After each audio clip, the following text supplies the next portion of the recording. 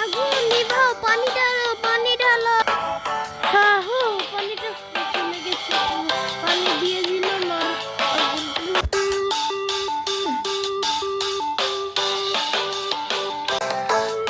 এই তোমার ঘরটা লড়ে উঠলো কেন? এত ভূমিকম্প হয়েছে। তুমি বেঁচে আছো? ভালো আছো? হ্যাঁ দাদা, ভালো আছি। আমি তাড়াতাড়ি পিছিয়ে যাই।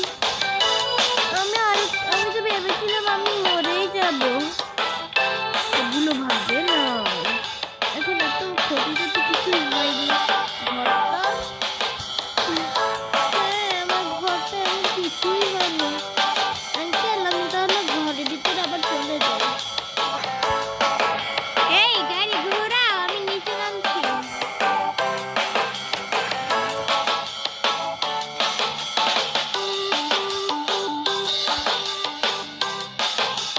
আমি আবার বের হয়ে যাই। টাটা। আমার বন্ধু তার বাসায় আছে, কিছু হবে না।